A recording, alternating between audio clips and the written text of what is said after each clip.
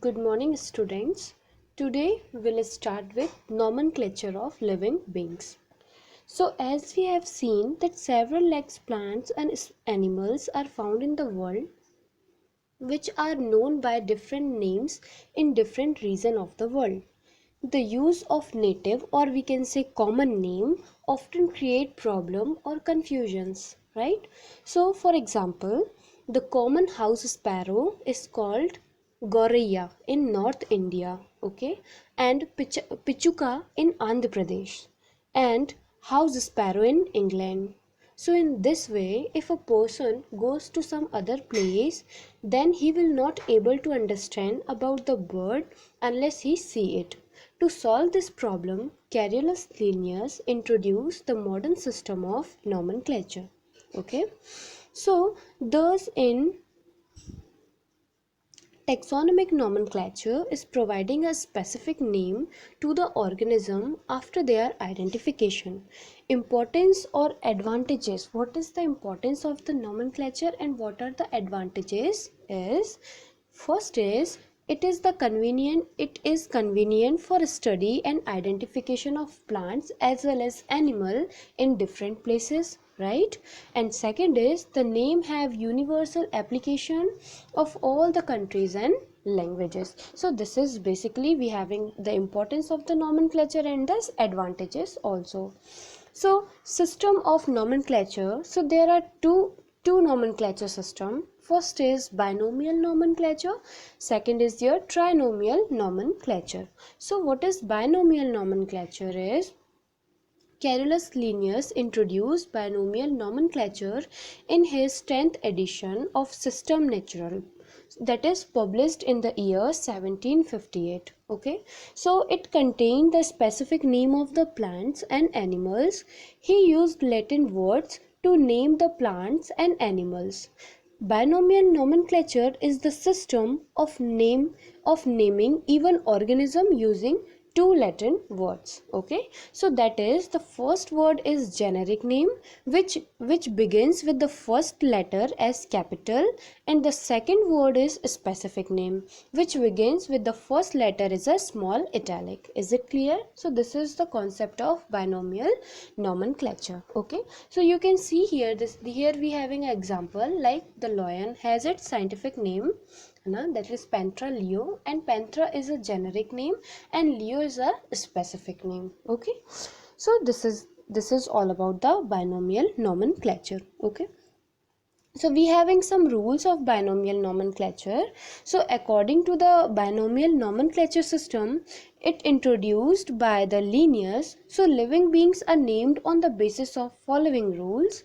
First is the scientific name must be in Latin word. Each organism is given only one name having two words, that is generic and specific. I just told you, right? In this way they have made many rules. You can see here in this way, with the help of these rules we can create the binomial nomenclature. Okay, now let us talk about trinomial or that is polynomial nomenclature. So sometimes organisms of same species differs from each other as they are adapted, right, for different kinds of environment. So in such cases species are again divided into subspecies. Thus scientific name of such organism consists of three words. The first word indicate the generic name and begin with the first letter as capital, right? The second word is a specific name and begin with the first letter as a small, and the third of the subspecies name which also begin with the first letter as small. So in this system of the naming, the organism using three words. Okay, this is called trinomial nomenclature. Okay, so here you can see also the example, this is you having here is the example. So with the help of this example you can better understand that what is trinomial nomenclature. Okay, so we having a table that is the scientific name of some common plants and animals, you can see.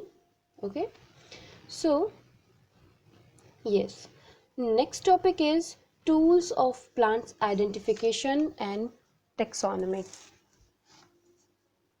So we have studied early that identification is the determination of similarity or dissimilarity with other known as the species. Okay, so broadly it means to know about the organisms, or we can say the taxon, right? So following tools may be added or help to the identification of an organism or its species. Okay, so what are the tools is, you can see here now the botanical garden, herbarium, zoological parks, museum, taxonomic keys and taxonomic literature. Okay, so here we having different types of keys. So let us start with botanical gardens. Okay, so botanical gardens plays important role in the identification of plants and there in taxonomy. Okay, so plants of different group or taxa are grown in these gardens in almost natural condition. Thus botanical gardens are an open collection of living plants from which we get basic information of different kinds of plants. Okay, so we can easily collect the information from botanical gardens. Okay, so botanical gardens are the natural museum as well as open lab for student and research also. Okay, so these are established for the enjoyment and fun also, but nowadays these act as an educational institute for research, conservation of endangered plants and also reference for the identification of plant specimens. Okay, so we having some rules for the botanical gardens. Okay, so we'll look what is the rules. So botanical gardens are the basic source of plants specimens and information about plants to people who have made gardening their hobby and profession, right? So this is, and secondly it act as institute for botanical research, especially on the flora of that region and where it exists, right? Or it act as an institute for landscape designing.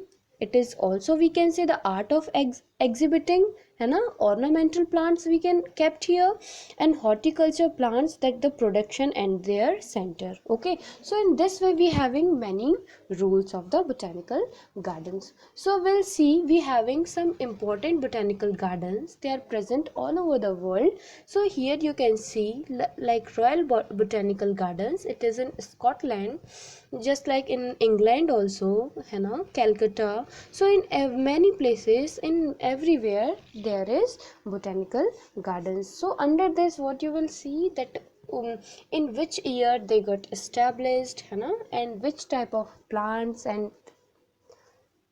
is available, many things. Okay, yes. So this is all about botanical gardens. Next is our herbarium. So what is herbarium?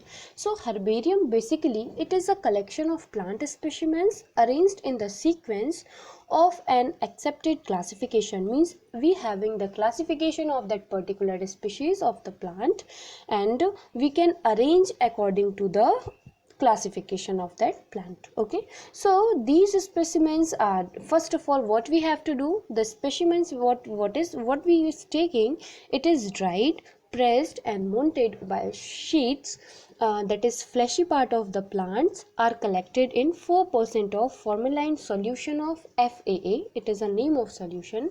So herbaria helps in providing correct knowledge of plants through representative specimens. So the classification of Bentham and Hooker's is followed in a commonwealth. So we'll see here it is also included our country India also. Okay, so what are the objective is, the main objective of this herbarium is to preserve plant specimens for the reference. Okay, secondly to identify plants on the basis of herbarium specimens, and to study the vegetation different localities at of various times in interval. Okay, so now we having different types of equipments that required for the herbarium preparation. So first of all what we need a herbarium press.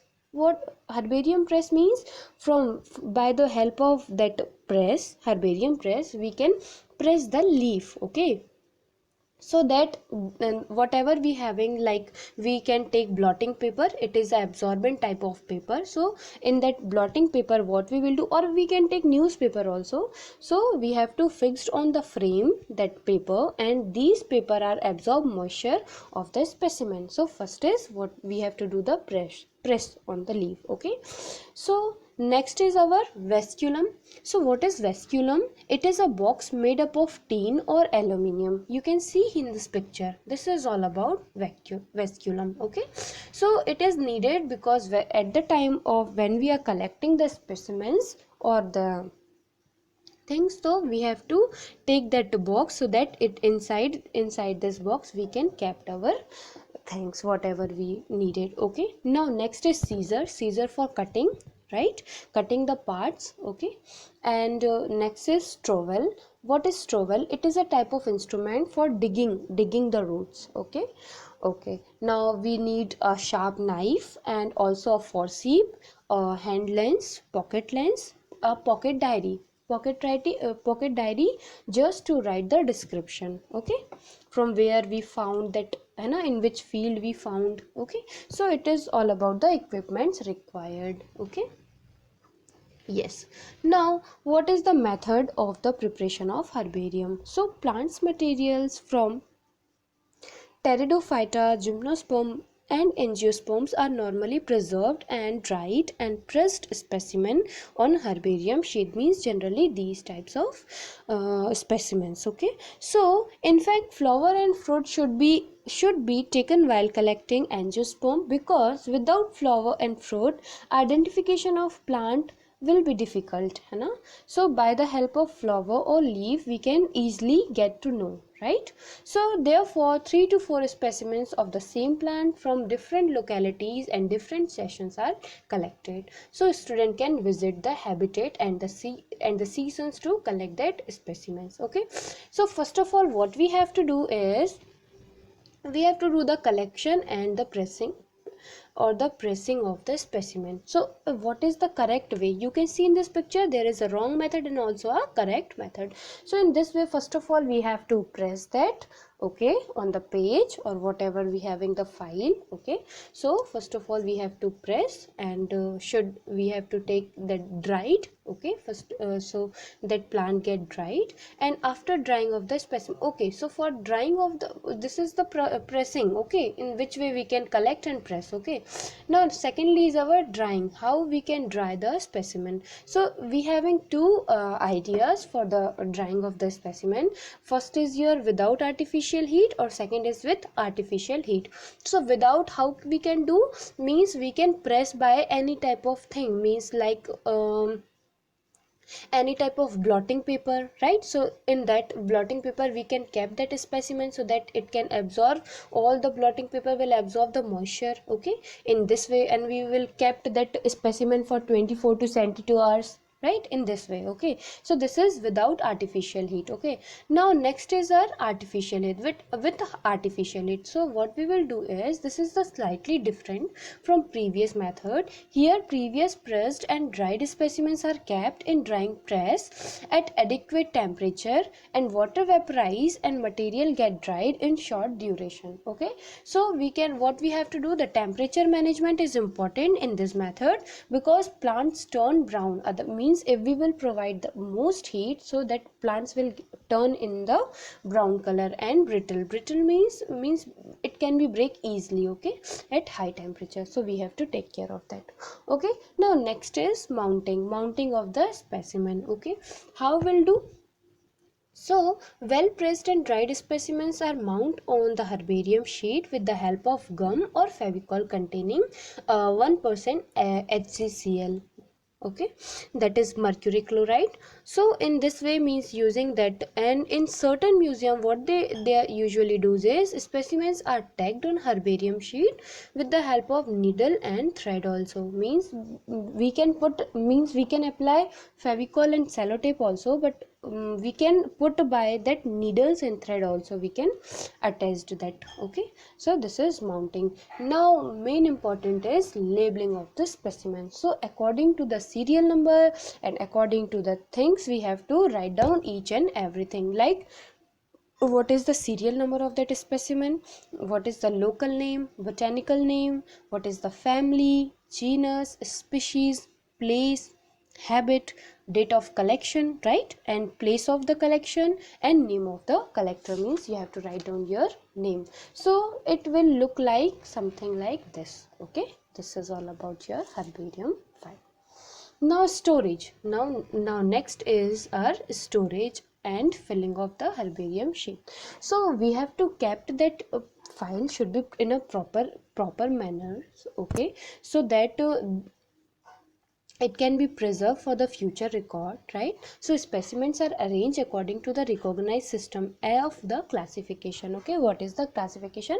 According that. Now the protection of the herbarium sheet. So we have to take care of that herbarium sheet, because the specimen mounted on the sheet may be destroyed by the beetles. Okay, so what we have to do for that, we can use DDT or we can use carbon tetrachloride. Okay, for other insecticides may also be spread on the specimen. Okay, so in this way we have to keep that file. Okay, so here we having important herbaria of the India. Here you can see.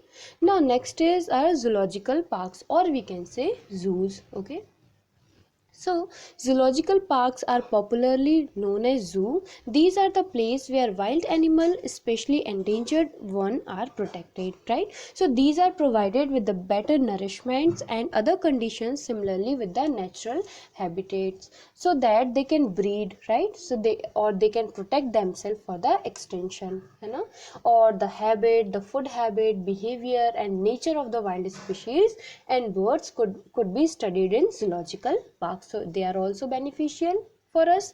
So the objectives of the zoological parks is that is they are help in the conservation of biodiversity of the animal, right? To increase the number of animals species, we can increase the number of animal species, or recreation of human beings, that is also an important objective, and to develop awareness among human beings towards the animal. Okay, so we having some important zoological parks or zoos of India. You can see here, in New Delhi, Maharashtra, Odisha, so many where you can see. Okay, now next is our biological museums. Okay, so museum is, these are the place where non-living plants or animals specimens are or their models are kept for the study purpose, right? So generally museum, the models can be kept. Okay, so these materials helps to get information regarding the habitat, nature or the other characteristics of that organism. So in laboratories and institute of life science or zoology, thousands of animal belongs to both vertebrates and as well as non-vertebrates are preserved as museum specimen in a jars or suitable size. So fleshy and succulent part of the plants are also kept in the form of their specimen, because these can be pressed in the form of herbarium. Okay, so what we don't have that thing, we will take care inside the museum, we can keep that specimen, so that we will take care of that, and it will also useful for us for the study purpose, right? Yes. Now next is our taxonomic keys. So what is this is, so following are the methods for the classification of nomenclature, and taxonomic constructed a key to make the possible of the biologist to identify the species. Okay, so it is done by many ways, so like by placing specimens of species or classified by the help of museum or herbarium, we can classify it easily by the help of these things, or by publishing illustration and description of the species, we also give the description of that particular species, or the taxonomic key, whatever that is constructed under that. Okay, so this is all about the taxonomic keys. Okay, like for example, you will get to know by this, like we having general example for easy understood, like does it fly, means we want to know about any animal or any species, right? So does it fly, so they will provide the particular answer yes or no, so in this way they will helpful. Okay, now next is our taxonomic literature. So what is it? In scientific research related to biological or any other branch of the species, so the completions of the scientific work or project need to relate the literature in the form of reference and appendix. So it adds to our knowledge in the subject and function as an important tool for the purpose of the identification, nomenclature, classification, monographical studies, so on. So the what they have done, the monument works of the Sir J.D. Hooker is still used all over the world for taxonomic studies of the plant.